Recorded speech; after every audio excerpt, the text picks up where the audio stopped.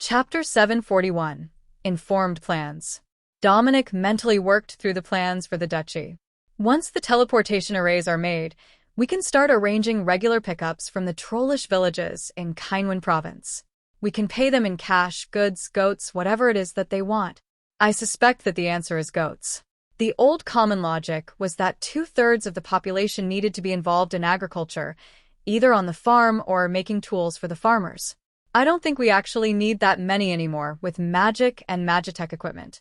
However, since we have them, there's no reason not to leverage the amount of farmland that we can cultivate. Axbridge is a desert, and I may or may not have caused the death of half the population of Dagos. So, there is a rather distinct shortage of farmers in the region. Then we've got the rest of Signia, who lost a crop to the war and was honestly kind of trash at it to begin with. Gordy chuckled. They have the equipment, but not the magic. If you're not using nature magic to rejuvenate the soil, it's just going to get depleted with poor rotation and high yields. Nobody taught most of the common farmers how to properly rotate crops so that they renew the nutrients that are being used. So, they just grow the same thing in the same field until it stops working. Then they starve for a few years until they find something that works. Dominic sighed. I swear, there is more work than one man can do in a lifetime. But I also suspect that even if we told everyone about modern farming techniques, they would just disregard it for techniques that have worked for centuries. It's not easy to change people's minds, especially about a trade that has been passed down in the family for generations. It's a bit like telling a mage that he casts fireball wrong. Gordy chuckled. That's an apt description. I know no fewer than 5 ways to cast the fireball spell, and every person I learned it from was absolutely adamant that theirs was the only correct way. Any and all other input was immediately discarded as somewhere between ill-informed and blasphemous. Well, we can only let our experience speak for itself. Once others see that our way is working, they may be willing to consider trying it themselves. But until that time, we can focus on trying to change our own lands, not the whole nation. Gordy smiled. Even if your lands happen to encompass half the nation, at least in the role of governor, with its limited powers outside of collecting taxation and setting policy for crown lands. Then, he took out a stack of documents, ones regarding the proper crop rotations, as determined by the trolls.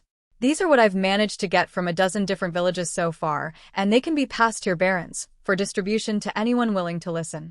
I know that some might be, as the trolls do so well with crops. All that conversation about how few would listen, and still, he had spent the time to make up a crop rotation and best practices workbook for anyone who might. He really was as reliable as Asmodane had implied when he sent him here. Distributing them should be easy enough. There is a major holiday coming up, and it's traditional for the local lord to pass out gifts sent from the high nobles, which means that I will be the one sending out gifts to be distributed to every family. It's still 2 months away, but making a lot of holiday trinkets, or having them imported, takes time. At least, it does if I'm going to send them more than just chocolates. At the door, Benedict, head of the Wavemates Royal Guard, cleared his throat. Forgive me for intruding, Your Highness, but people truly do look forward to those chocolates. Even if you want to send something else, you still need to send the chocolates. You can send extra fancy ones if you want, but those are better sent to the knights and barons. They'll at least appreciate them. Most of the other households use the chocolates for baking their holiday sweets and desserts. Without the chocolate supply, it would be a holiday disaster. Dominic frowned. He had never had a stable place to live as an adult, so he was only vaguely familiar with the process. But he did remember holiday chocolate cake as a kid, and that chocolate had to come from somewhere as it didn't naturally to grow here. It did now. The trolls in the village were growing some. But that wasn't enough for an entire duchy, so he was going to have to get some, and that meant having it shipped in. It grew best in hot, humid climates, and that usually meant overseas. Though there were few spots on the western side of the continent that grew it, and a few royal chocolatier shops in the capital. Benedict smiled. You know, I have a spell for that. You have a spell to make chocolates? It's incredibly popular with the ladies. Most of the royal guards know it, he confirmed. I'm surprised that you can even use it. Making wine and ale is pushing it for most people. But pure chocolate is well into nature magic territory. Gordy replied. Well, I am half-elf. Not only can I use it, I can use it without a spell gem, so if you would like a copy, I can make you the gem. Dominic smiled. I will take a copy of that. But I will also get you and the lads to make up a massive amount of chocolate. You've got until a week before the holiday to get it done, but that still means you'll all have to work at it daily until then. Benedict shook his head. It's not that bad. I can make 100 small blocks of chocolate at a time, totaling about 20 kilograms. With the 10 of us, that's 1,000 at a time, give or take, and there's only what? Maybe 40,000 people in the duchy. Gordy shook his head. Nearly twice that number, spread through the baronies. We've obtained numerous refugees. Benedict nodded. In that case, it will likely take a full day to get the energy to cast it so many times. But still, it's not going to be an issue. We can make all the chocolate for you. Then, we can give a bunch to Miss Beth, and she can have the kitchen whip up something fancy for the barons and knights. We've already been slipping her some to use in her baking, but that was out of our personal stash. Chapter 742, Chocolate. Speaking of sweets and all things holiday treat, I see that there are dragonberries growing in the woods near the manor. Are we going to have dragonberry pie? Benedict asked hopefully. I think so. We just have to be a bit careful with it. The princess isn't dragonkin, and it will put her to sleep. The same with most of the nobles as well as the chef. So, it's a rather limited quantity snack. Benedict chuckled. In that case, I will ask Larry to make it for us. Trolls can eat them just fine, and they're likely the ones who have been cultivating the bushes I found. They certainly weren't wild. That seems likely. They do enjoy the berries, and they know that they can't just put them in the soup if they're going to be sharing it with humans. So, they've likely got their supply separated. I will ask them to get us some of the good stuff for the holidays. That's a load off my mind. If we can supply a proper block of chocolate for every household, I'm sure it will be better than most years. Both of the other men laughed. We have been looking into it, and for the ones who are already in Kynwyn and Stancha provinces, it will be a huge improvement. Many of the barons only gave a few squares per family, enough for one small cake, or to add chocolate flavor to a berry-sweetened cake. Things hadn't been good here for a long time, and you know how they treated their mages. There was certainly no chance that they were going to openly admit to their magic, even if they had the spell. But I wonder if the Duskblade sect has it? They might be able to help us out with this project. Dominic shook his head. I doubt it. It's not a tradition in Axbridge. They don't celebrate the same holidays because their seasons are different. No point in celebrating the end of the wet season when your country sits on a desert and doesn't get enough rain to begin with. They do throw the most wonderful parties when it rains, though. What will you do while we work on the chocolate? Gordy asked. I am going to make insulated boxes to ship it in. We don't have a refrigerated truck, but keeping chocolate from melting before delivery will improve the quality. Actually, that's not a bad idea.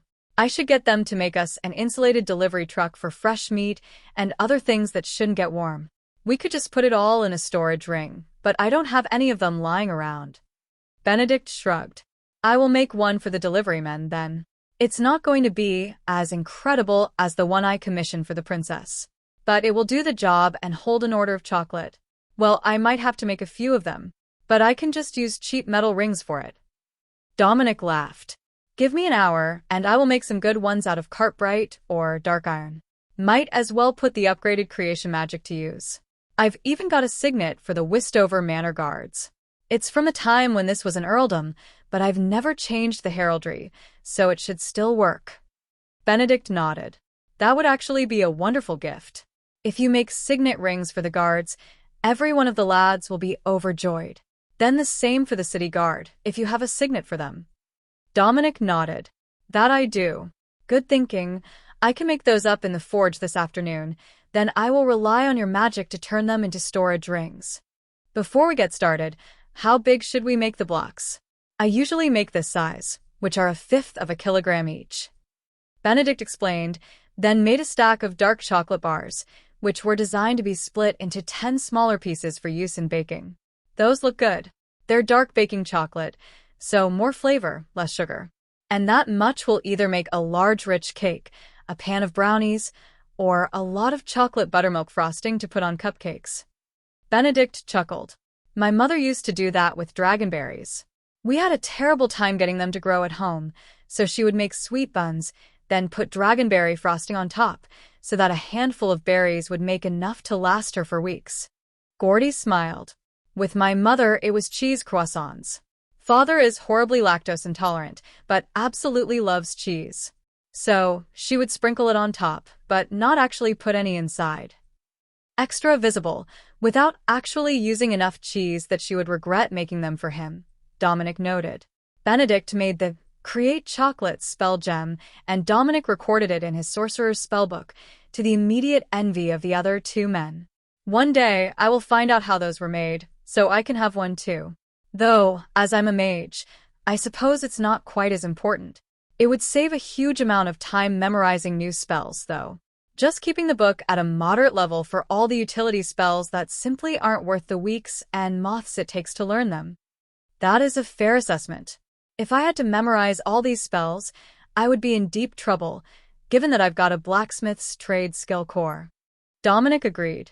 Well, perhaps not as much as you suspect. Dragonkin are pretty good with magic to begin with, but that's hardly the point. Now, did we have more business here? Or should we split up and get our respective parts of the holiday preparations made? If you can make 10 rings for the Royal Guard, it will be enough for all the chocolate. Then, we can accompany you to the baronies, pass it out, and let them do the distribution. Benedict suggested. Excellent plan. I will make the rings. You can come with me to enchant them, and the rest of the Royal Guard can make us a few tons of chocolate. Have them make a bit extra as well. We will send it with the next shipment into Dagos. I know that they don't have the funding to buy it for anyone, but the king would look good if he could manage it, and it would earn us some gratitude from the workers in the palace. Got it. Bribes for the Dagos Royal Guard and palace workers it is. We will make more than enough, and ensure that the Merchants Guild understands the mission. Chapter 743. Signets. Dominic made his way to the forge, and began stamping out the rings. But as he got started, he realized that there was a better way to do this. He had a seal that was very specifically for people in the employ of Westover Manor. It didn't imply any sort of rank or right to speak on behalf of the duchy.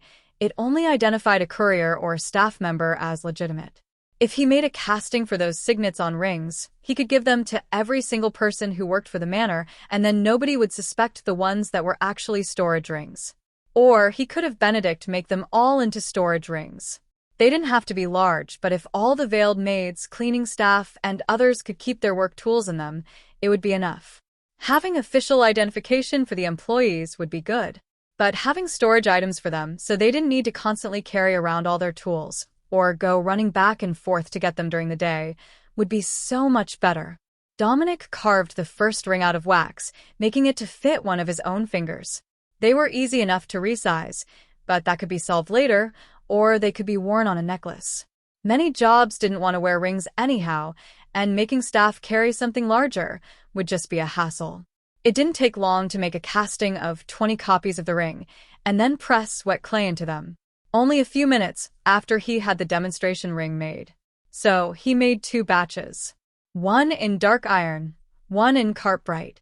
Some people naturally wouldn't want a shiny and flashy ring, so having some dark black ones would be a nice change, especially for the guards and militia.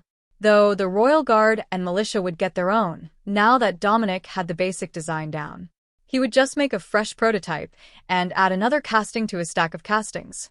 He was building up quite a few of them in his storage ring, for all the various items that he mass-produced in the forge. Whoever he passed all this down to is going to inherit a massive treasure trove of assistance to the forge, and Dominic briefly wondered if Mead was going to inherit the same sort of treasure from Pops one day. The old man didn't have his own kids, and she was his apprentice.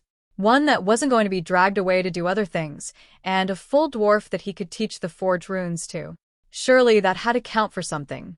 Dominic set the staff rings aside, and began working on ones for the Royal Guard, denoted with a symbol for the House of Wavemates, but bordered with insignian royal dragons. That differentiated them from the old rings, and let anyone who saw them know that the guard wearing it was not just a Wavemates guard, but a royal guard of the Signian kingdom. That seemed perfect to Dominic. It marked them as royal guards, but not explicitly as Wavemates royal guards, which might raise some questions. However, as he had married a princess of Signia, they were honor-bound to protect her as well, so you could say that they were both.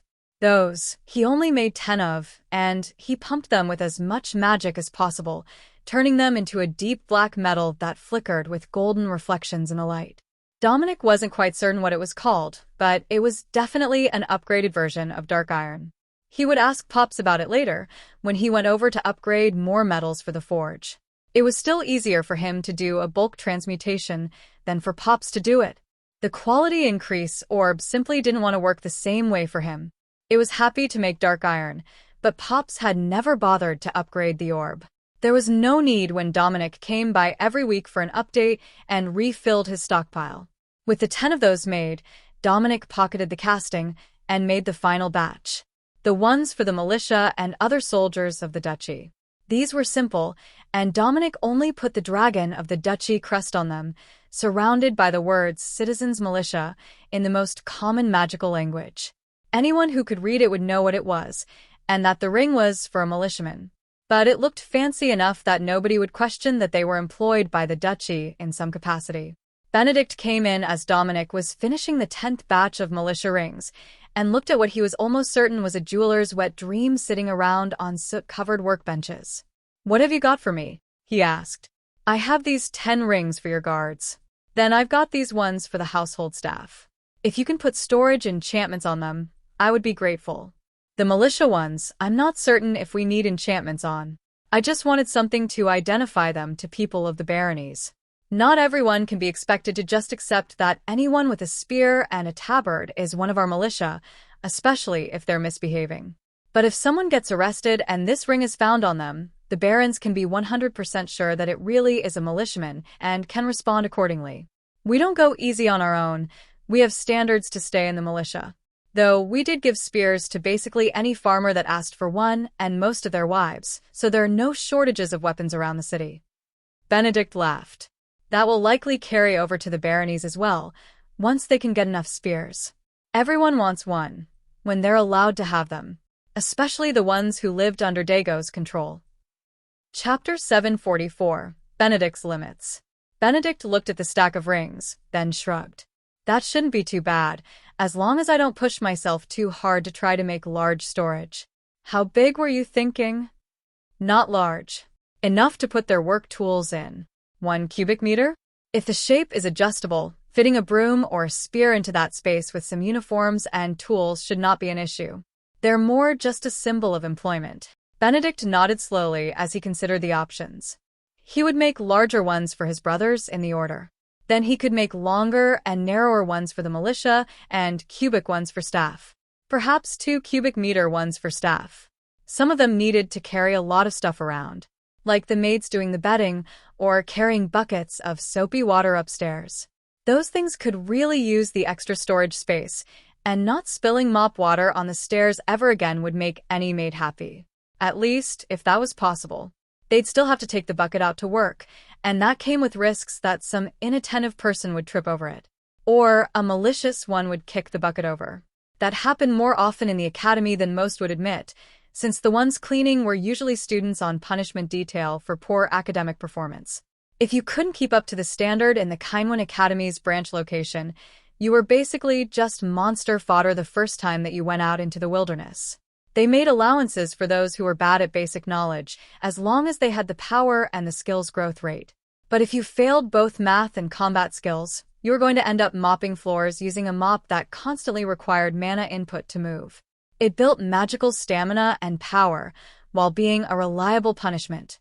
That might actually be an idea that he could pitch. "Your Grace, a suggestion if you have a moment. There is a training method that we employed as a punishment in the Kainwan Academy that might actually be useful for the staff here in the manor. It's a stasis charm put on tools. In the academy, it was a mop. You had to channel mana into it to make it move, so that you could clean the floors. If you couldn't do it, you had to use a scrub brush on your hands and knees. But here, we could just put a low-level charm on certain tools that staff use, and let them build up their magical power and stamina while doing mundane work. I know that you don't overwork your staff, so there's little chance anyone is going to collapse from exhaustion, and it's actually quite effective at building strength. The mages who were put on punishment detail usually advanced 3 times as fast as their peers until the punishment detail was ended. Partially so they could stop being bullied while they cleaned, but mostly because of the tools and training method. Dominic nodded. All right, but the staff is under Princess Alexis' jurisdiction. I can help you make the items, but you'll need her approval for the plan. If you want to implement it, make up a proper proposal for her. But that can wait until we have all these rings done. How long do you think that it will take? Benedict shrugged. I can't pull as much from the atmosphere as you can, but for 1 cubic meter storage rings, I should be able to do enough to do it continually. The spell doesn't actually take too much, once you have it memorized. It's learning it that takes years to master. There might be a few others on the team who can do it, and we've got the knowledge in the text we brought. But you can't use it from a ritual without expensive supporting materials, and learning the spell is basically memorizing word for word and image for image, an entire magical theory textbook. Dominic shuddered at the thought. That might not even be possible for a lot of people to do. Sure, mages practiced for their entire youth to memorize spells, but that level of memorization was on a whole new level. No wonder people just asked the techno-witches, whose magic was more theoretical and less memorization. Benedict started with the rings for his team, naturally. He focused on the stack of black metal bands and pushed his channeling abilities near their maximum, then added some of his own internal mana. That bought him a ring that was 4 cubic meters in space and took 5 minutes to upgrade. He could do a bit better, but the time and mana taken increased exponentially after that point, and making one at his maximum of nearly 10 cubic meters would take multiple hours and leave him exhausted. But that outcome was excellent news. It meant that in an hour, he could do the rings for his team, and the single cubic meter ones for the majority of the employees would take only a minute or so to do. It would still take him a couple of days to finish, given the exhaustion that was going to set in long before he finished. But it wasn't nearly as bad as expected, and he could do the Royal Guard and the Manor's internal staff this afternoon. Your Grace, will you be returning to the Manor? He asked as he settled into a chair to work. No, I'm going to start making more spears and weapons. We need them for the shipment to Dagos as well as for the baronies, so it's best to keep a large stockpile of them around. Not a bad idea. You can never go wrong with having more weapons around. Are you going to provide the baronies with all their militia weapons? Dominic nodded. Yes, but not for free. I will trade them for the supplies we take in and ship to Dagos. No need for cash payment, and most of the farmers will take a magical spear in exchange for the excess crops they shipped to the duchy. It's a win for everyone. Chapter 745. Update from the patrol. Over the next few days, Dominic managed to get nearly all the spare weapons that the duchy was about to need. The Royal Guard had the chocolate ready for distribution, but they still had a week or 2 before they had to send it out. They only needed to get it out before the holidays, and sending it out early would only cause them an extra trip, as they didn't have a patrol scheduled this week. Your Grace, there is one last bit of paperwork for you to consider, and then we're done for the day. Jack Merlot informed Dominic from the small table in the forge. All right, what have you got for me? I've got an update from the knights. They have taken prisoners from the bandit groups that they had been hunting, and they believe that one of them should talk to you. Dominic frowned. All right, if they think that I need to talk to one of the bandits, I'll talk to them. Should I send for a portal? Or are they already here in the city? They're still waiting to the east of Limsbury. I'm informed that it's the last of the bandit groups, and that they were organized. But that's all that I know so far, other than the knights think that they should talk to you about it. Dominic motioned for the troll at the door to call for Amy, who spent most of her day in the forge with him, working on her own skills.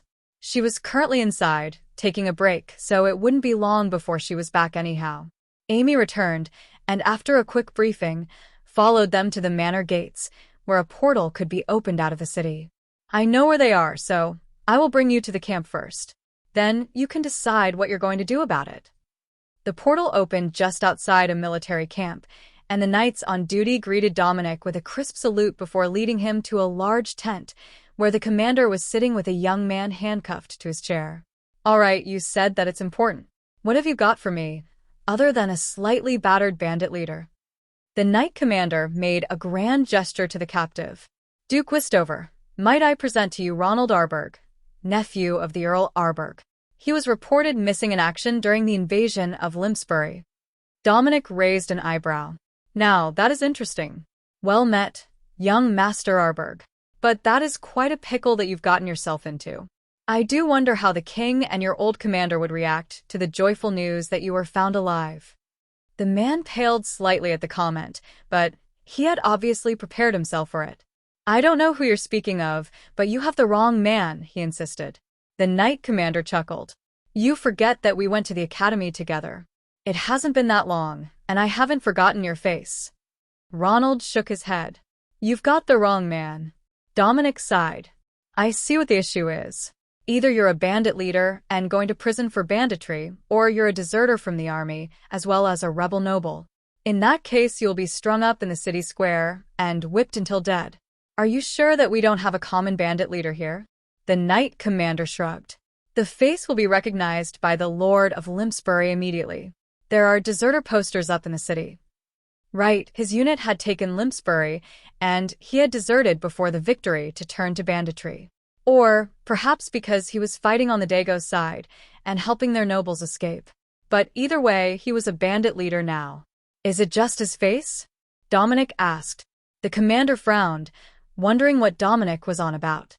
Amy, I believe this stranger's face is unfortunately similar to that of a disgraced noble. Fix that for him, would you? The commander clearly didn't approve. But he didn't say anything as Amy took out a vial of something viscous and green. The mage dumped the potion over the man's face and his features seemed to melt, turning into something hideous and scarred, but much different than it had been. Don't touch it if you want her eyes to work. It will dry in a moment. Amy warned, but the man's wrists were still cuffed to the chair. Your Grace? The knight commander asked hesitantly. It is my opinion that this man is not the deserter and traitor that we have been looking for. I will inform the Earl Arberg that his nephew's body was found in the bandit camp when we cleared it, so that he can grieve and move on. The commander frowned, but nodded. Understood, Your Grace. I will turn him over to the local guard. No need for that. I will escort him to the prison and ensure that he is properly processed. Your lads have done a wonderful job clearing the bandit threat, and you deserve a day off. Were there any more camps reported? Or was this the last? As far as we know, this is the last one. We've cleared 6 different camps now, and the reports of banditry have essentially stopped. There might be more hiding or being protected by the locals through intimidation. But we've certainly gotten the issue under control. Dominic motioned for Amy and Dave to take the prisoner outside, while the guard commander waited for them to be alone before he asked the question that was on his mind. Your Grace, why are you showing mercy on him? Honestly, I don't want to have to explain to the Earl, who is already a perverted pain in the ass to deal with, that I've executed one of his family members as a traitor. If we tell him that the boy is dead, then it's not a big deal. Life in prison isn't going to be easy on him, but it will save the family the public humiliation of execution. As I recall, quietly dealing with these things is how it is most commonly done. If something happens to him in prison, nobody will ask any questions. All is well that ends well, and we've solved the banditry issue. Did you suspect that there might be more behind his defection? If so, we can let your boys interrogate him for a while longer. The commander shook his head. No, I know why he did it. He thought that we would lose. Then, there was no way back for him after we won. The price for his own idiocy then. Chapter 746. The Knights of Wavemates. Amy opened a portal directly to the prison in Limpsbury. Warden, we have a prisoner transfer for you. Found guilty of banditry, murder and robbery by the Duke of Westover, and captured by the Stantia provincial night patrols just outside the city. This is the leader of the forces that have been harrying your farmers. She explained. The warden smiled. Oh, now that is wonderful news. We didn't think that there would be anyone alive after the enforcement action unless they fled. Having even one in the prison will be enough good news to keep the city satisfied that we're doing our best to keep the common folk safe. Do you know who he is? Amy shrugged. Some untitled Dago's noble brat who didn't flee back home. Doesn't matter now. The Duke has asked that he be confined indefinitely. The prison guards escorted the prisoner away, and Amy handed the warden a bag of coins. Take good care of him for us. The Duke is counting on your confidence. The warden silently pocketed the money. Of course, madam. It is my honor to manage the Limpsbury prison system. Under my guidance, we haven't had one major uprising or disorder incident. Dominic nodded to the warden and then turned and walked back through the portal, leaving Amy to close it as she followed him back. Is it settled? The Knight Commander asked. Indeed. He won't be troubling anyone again. The warden is quite competent at his job, and he certainly won't allow anyone to escape his prison alive. Dominic agreed. Understood. I will fill out the letter of condolence for the deceased man's uncle. Should we move along to Coster now that the area is cleared? Dominic nodded. You can continue your patrols.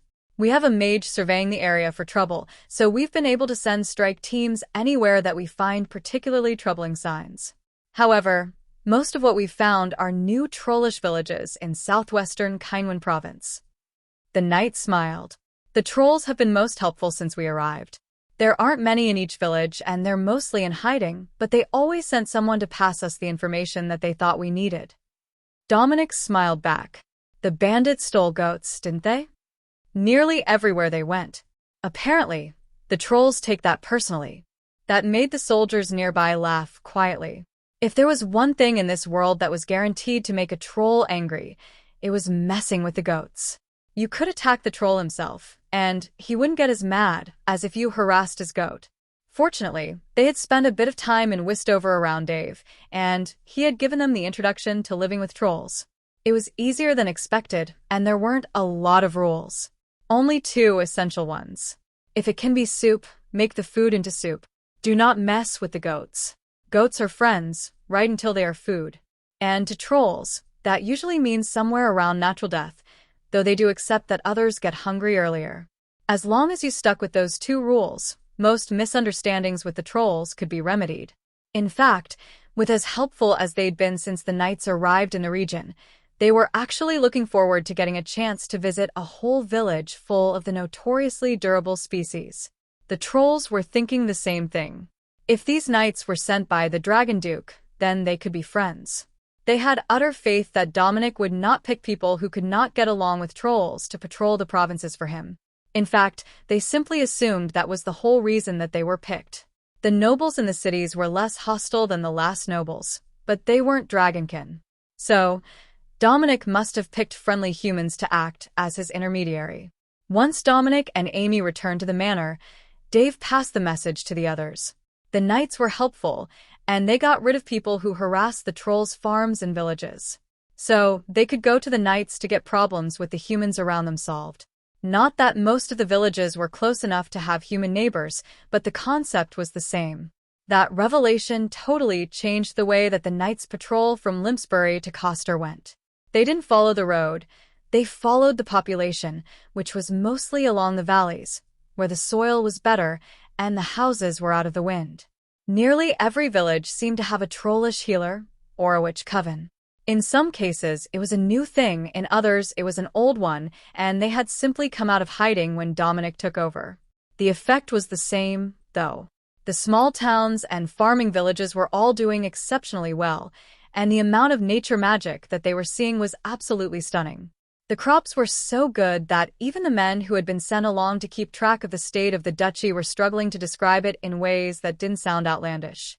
Their path was a looping one, going back and forth to visit every village that they heard about from the locals. That way, everyone knew that they were in the region and that they were taking reports for the Duke. Mostly, that amounted to a letter from every mayor congratulating him either on his appointment or on his firstborn, if they had heard about it already. News spread fast in Stancha province.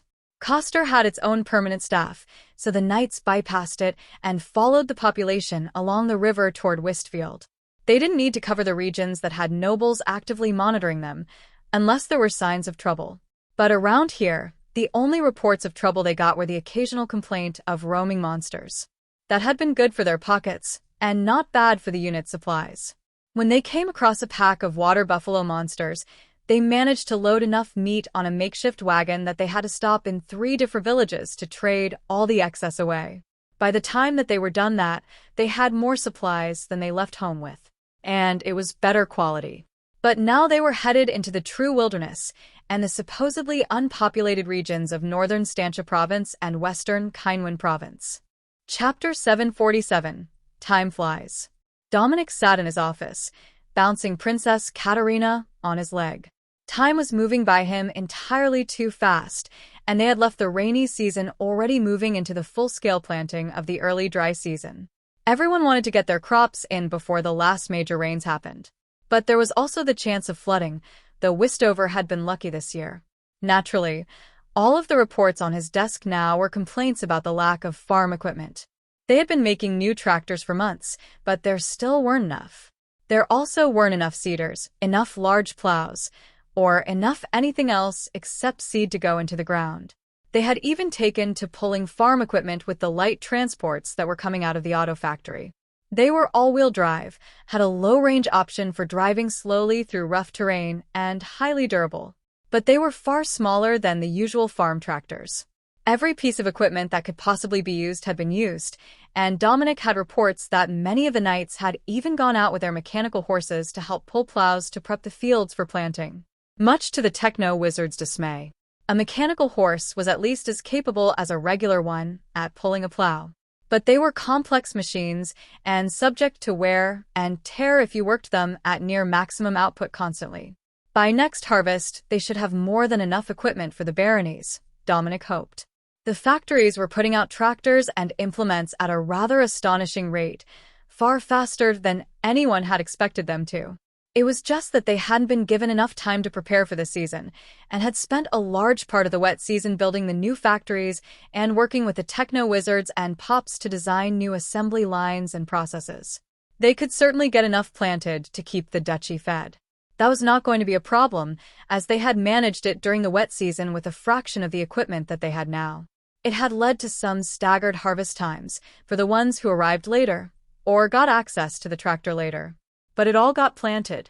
That was part of what they were doing now, planning their crop planting dates and hoping that there would be enough rainfall after they finished planting to keep the crops growing well. The initial stages, before the crops sprouted, were the most sensitive to proper moisture. Dominic hadn't realized that he was going to need to know so much about farming, trollish nature magic, logistics, and cargo capacities to be Duke. Everyone knew about the politics, the complex relationships that were needed to keep a noble estate connected to the world and their trade goods moving. But nobody really thought about what it took to make sure that the territory was producing what they needed for export and tax payments. The little princess waved one of his pens like a sword, babbling happy nonsense noises, while Jack Merlot tried not to laugh. She had absolutely zero coordination, in the way of infants everywhere. But her swings with the pen were remarkably steady. Well, that is my report for the day. I know that Lord Blackwell has some updates from the knights, but that should be it. The barons are taking up most of the workload now, and without the constant movement of people, things are beginning to settle down. Dominic smiled. Since the princess was born, there had only been a few reports of new villages, mostly trolls. The few people still in Kynwyn Province appeared to have simply returned to their homes as soon as they heard that Dominic had taken over the region. The capital region was empty, but once you got 100 kilometers away, the airships reported that even the way stations were up and running again, ready for ground caravans from the Merchants Guild. They hadn't gotten an official report from the guild about the situation, but they had reports that caravans passing that way, but bypassing Old Kynwyn, had made it as far as Skipple without any issues. That put his mind at ease. Things were starting to look normal again, and they had even managed to flush out a few more bandit groups with the knights. Sending the investigators with them had been an excellent move. The bandits had decided that they were the right balance between important enough to have resources and unimportant enough that their guards likely weren't highly trained. The Malta Knights were playing up that idea. They traveled in armor, but they had switched to wearing heavily worn traveling cloaks and simple black tabards. It made them look like some baron's household guard, not a knightly order, especially as they were on actual horses. The barons of Dagos could rarely afford or obtain Magitech cavalry. The nation used to have a fair bit of it, all concentrated in the army. But now, traveling by horse was considered the country's noble way of doing things. Truly wealthy ones would use mechanical horses for higher travel speeds and fewer issues getting feed once they were out of Stantia Province. or they would use trucks. That was becoming much more popular these days, as horse-shaped transportation became more of a knightly affection for the mobility in combat. You couldn't do a lance charge with a transport bus. Or perhaps you could, but the practical use of vehicles in combat was currently favoring using them as platforms for mortars and other artillery. A tactic that the Malton Knights had successfully employed against bandits already. Jack left, and Blackwell came in with a sly wink at Princess Katerina, who thrust the pen at him and giggled before flailing it over her head in victory. Dominic was beginning to suspect that letting her watch Alexis and the Royal Guard forces train might be a mistake. The tiny one was becoming bloodthirsty in the most adorable way. Chapter 748. First Census. I have the report from the Malton Knights. They've finished the Kynwyn provincial census for this rotation. The numbers aren't impressive, and there is only one major road that even runs through the province at this point, with no major city. However, we're up to 50 villages of trolls in the western region. The old barony at Skipton River should count as a proper town now, as they counted 1,000 people in the immediate vicinity. However, as you are already aware, the old baron and his family are dead. The current village leader appears to be half-giant, standing over 3 meters tall, but not a troll. The first impression was that it might be a tribal warlord, but he invited the knight commander in for tea, and the order found no signs that the town was being coerced to remain. In short, it's mostly empty where it's not claimed by trolls between Skipton River and the Axbridge border. But there are no shortages reported. They have embraced nature magic all over the province, to an extent even higher than Stantia province. Well, that is unexpected. But if they're willing to integrate with the trolls, there is hope for the whole region to recover. The province might not look like it used to, but it used to rely on one massive city to sustain everything. Now, it's a province in name only, more of the rural region of Stantia province, as all the major cities are on this side of the line. I doubt that we will have any major issues with them, but if we can make plans to at least establish a road through the region, that would be good. Speaking of which, how is the infrastructure development going? We've got roads through to every barony house now. Some of the knightly manors are set on hills or other locations where a laneway to a road was better. They've started on the road to Limpsbury now, following the standard pattern. 6 meters wide, stone block surface with a gravel base for drainage. From early reports, the rubber tires on the new vehicles are much easier on the road than the old banded metal wheels were, so we should see longer replacement times for the top stones. Not that the stones were actually replaced. The ones under the ruts were simply cycled and flipped when they got too worn. At least, that was the process when you couldn't just send a Magitech roadwork machine down the road behind a tractor and fix all the ruts. Perfect. Being known for having the good roads is going to be a great advantage. Blackwell nodded. The king also has a team using the new road machines, working their way here from Castle City. They should be here within the month, following the populated villages in the border region. I suspect that might be an effort by either the Lord Castle or Lord Darden. We had expected that the roadwork machines would have been used to repair roads damaged by war, but they have been sent to build a main road between us and the inland cities instead.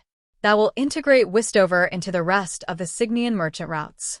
400 kilometers by truck isn't so far. Not with the new trucks. Once that road is finished, caravans will be able to make it from Westover to Castle City in only a couple of days if they don't stop for deliveries. 4 at the most, except in the wet season, when the road might be flooded. That will reduce the demand for airship deliveries within Cygnia, which is likely a good thing. The Merchants Guild has 3 steady routes now, going between the major cities in different directions. But that's only a tiny fraction of what needs to move between cities. There is just one more item on the list. The mayor of Castle has sent an invitation to his son's coming-of-age event. It also happens to be 2 days before the birthday of both Earl Topbu and Count Maltondon. Those 2 nobles currently reside in Castle City and have expressed a desire to thank you in person for all the work that Westover did to keep their people fed during the aftermath of the war. I'm informed by my people that Castle City is in fine shape these days, and they've even upgraded the slums to be somewhat presentable. Dominic nodded. I should go see the neighbors, I suppose. Do we have another roadwork team available? I could send them toward the team starting from Castle. Lord Blackwell shook his head. No, they're all fully occupied. The infrastructure team is focused on the road projects they've already got and the storage buildings all the knights and barons need. They underestimated the storage capacity needed, and now they're rushing to get enough built before next harvest. On a related note, Merchant Rill has requested that I find a polite way to inform you that the Merchant Guild is not the Wistover Crop Disposal Company. I believe that he's feeling the stress of trying to requisition enough caravans to move goods for us. Dominic laughed. It wasn't just the amount that they were moving. It was that the mages were charging them an exorbitant rate to send the caravans anywhere but the 5 locations that they had finished portal arrays at. The mages had full control of the rates, as any of the mages who had the power to make a portal that large were normally in positions that made them fantastically wealthy. Asking them to do grunt work, like keeping a portal open for 12 straight hours, required a large bribe of some sort. They weren't short on money, but that was what the guild had the most of as well. However, they were also the source of the most valuable goods the guild had to trade. It left the merchants in a bit of a tight spot, and there were hundreds of towns and villages to cover that didn't have a portal array, but still needed entire caravans of trade goods that Wistover produced. Chapter 749. Alexis won't go. Once the planting season began to end, so did the heavy workload. So much so that Dominic wasn't even concerned about leaving for a while to go attend the coming-of-age ceremony in Castle City, an event that Alexis had absolutely no intentions of attending.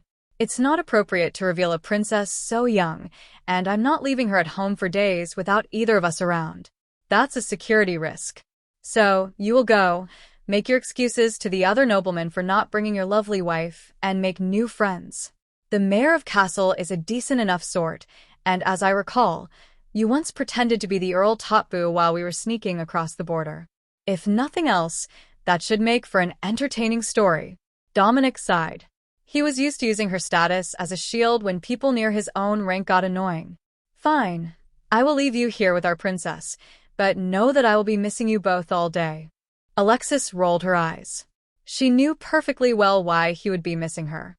But this was part of Dominic's duty now. He had to make friends with the other high nobles and integrate somewhat into their social circles.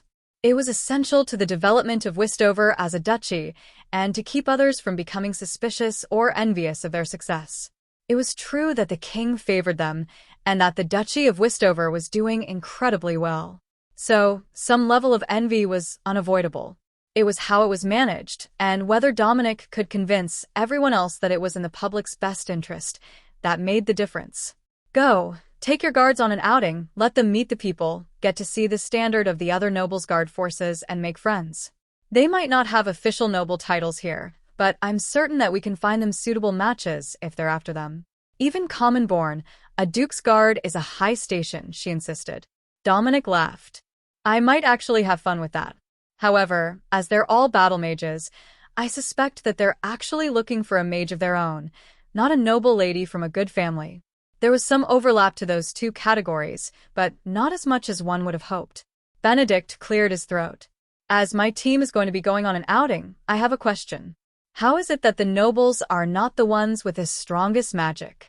I might have read something wrong in the history books, but I am almost certain that a few hundred years ago the Signian academies only took noblemen, as they were the only ones with the magic to actually pass the classes. It was a rare thing for a commoner to get in. Alexis laughed. It still is. But that doesn't mean that the commoners don't have magic. Most of the techno-witches, techno-wizards, and sorcerers are common-born. That leaves just the mages as nobility, and with all the younger daughters who married into wealthy business families over the last few centuries, it's no longer uncommon for those families to have mages as well. They just send them to different academies. Benedict nodded. I see how it is now. The magic wasn't hoarded, it was spread. But when you stop marrying for magical power, the bloodlines get diluted. I was informed that there were only a few techno-witch families that can trace their lineage back even 400 years now. Alexis nodded. One of them is an advisor to the Necromancer King. Another is an advisor to my royal father. They both have techno-witch-born spouses and children, but not so many that they are considered common. There are only a few families of them for certain. Techno-wizardry seems to pop up without as much history. Dominic noted. Many of the ones I've met with great skill at the art have no other magic users in the family. It's a first-generation trait that seems to have been prompted by exposing humans to techno-magic. If you want to study it, there will be chances while we are at the birthday party. Benedict shrugged. I suspect that I will be too busy for much investigation. I've got a sneaking suspicion that there is an ulterior motive in calling you to such a packed schedule. Dominic frowned. They are technically the closest city to ours, despite the distance. It's only natural that they would send the invite. I could have declined, as we are still building the city. It just didn't seem right when we also need them as allies to keep our goods moving. There are 300,000 people in Castle City. That's at least 50,000 households who are going to need a new lamp, stove, fireplace insert, or even a vehicle. Plus the surrounding farms. Compared to them, Darden, Skipington, and Burton are much smaller cities. Even Limpsbury is nearly a third smaller. Technically, Coster is larger, and we need to work on that market as well. That comes after we have finished the first road, though. Now, where's my mage? Someone tell her to put on the disguise as the young miss of Skipton River, and she can accompany us as Princess Alexis' representative. The guard commandant chuckled. You really are easily amused, aren't you? Someone is eventually going to realize that you're having a doppelganger assassin pose as a lady's maid. Dominic winked at him. I'm counting on it. Once someone realizes and starts spreading the rumor, everyone will think that they've got us all figured out, and they'll stop suspecting all the other maids of being assassins. Alexis nodded. It's a beautiful thing, really. There are no members of the staff that couldn't do the job in a pinch. Every maid, cook, and gardener on the property is a trained killer. Except maybe the farrier. But I wouldn't put it past her to have bashed a few heads with a smithy hammer. Chapter 750. Gifts for the Nobles. 2 hours later, Dominic was standing at the gate to Castle City with one transport and his full royal guard. From the outside, it didn't look like much. For men in light armor on mechanical horses, surrounding an odd open-sided transport. But the curtains of the transport flew the heraldry of Westover Duchy, so everyone knew that someone important was inside, even if he chose to travel by private car instead of a luxury carriage. The seats inside were actually quite comfortable, but both Dominic and Amy preferred to have the vehicle open, in case they were attacked. Actually harming them when they had layered the stretched transport with protective spells was no small feat, but having solid walls around them would limit their ability to fight back. The rest of the royal guards were either in the front seat or hanging off the sides of the vehicle as armed guards. It didn't seem like much, but Dominic knew that it would be more than enough. Halt, do you have an invitation? The guard at the gate to the central castle that gave Castle City its name asked in a bored tone. The driver handed over the invitation, which the man barely glanced at before handing it back, then doing a double take. The lords hadn't actually expected Dominic to show up for all the events. This was just a coming of age for a mayor's son. The invitation was mostly ceremonial. However, Dominic was mostly here for what came after. The birthdays for the other noblemen were a smaller gathering, but with everything so close together, they would combine the events and make it a grand one to get the mayor's boy started on his path to service. The title wasn't technically hereditary, it was more like the castellan of a manor. But tradition was to pass it down to the chosen heir of the last mayor. There was a small panic when they reached the end of the driveway. They hadn't been prepared for Dominic to show up so suddenly. They had assumed that he would gather a larger group, or call for them to provide an escort suited to his station. Therefore, a single vehicle passing through the city had escaped their notice until the last moment. Your Grace, welcome. It's an honor to have you here today. I see that you've brought just one companion. A lady's maid, the daughter of the Baron of Skipton River. She has come as a representative for Princess Alexis to deliver Her Highness's blessings upon the new young lord. Amy curtsied politely, and the city lord noticed that the ring on her finger appeared to be made of a mithril alloy, and it was embossed with the Westover Duchy staff seal. Duke Westover was truly generous with those under his care. The ring was actually a one-off, and Dominic hadn't made it at all. Amy had made it herself, testing the earth to aluminum spell with a quality upgrade Magitech orb at different levels. She had also been the one to do the storage ring spell on it, though she hadn't fully mastered the spell. She was fairly confident in her skills now, and she had enough magical power that it wasn't a big deal to make a fairly large storage space. The city lord noticed that all the manor guards had the same signets, but in a non-reflective black that appeared to be another magical alloy. Extravagant. 2 more men came to join them, and Dominic nodded politely to the Earl of Topbu and the Count of Maltenden. Topbu Maltenden, it's a pleasure to meet you both. I have prepared a small token for our first meeting. Or perhaps your birthday, as it's close anyhow. Dominic greeted them. Amy extended a set of 3 boxes, and the men looked slightly confused. I wasn't sure what each of you preferred, so I prepared the same for each of you. I do hope you don't mind the slight to your varying status. Dominic explained. The 3 boxes were carefully opened, and the men began to chuckle. There was nothing in them. They were just boxes that Dave had carved in his spare time with pictures of trees on them, and Amy had enchanted them as storage items. They would actually come in extremely handy soon, as they fully expected to be burdened with a large amount of decorative gifts. I have a theory on gift-giving, you see. It should either be useful enough to become part of the receiver's everyday life, or consumable, so that it doesn't clutter their home. Dominic added, "That's a wonderful theory, Your Grace Wistover. In fact, I believe that I may take up that stance in the future.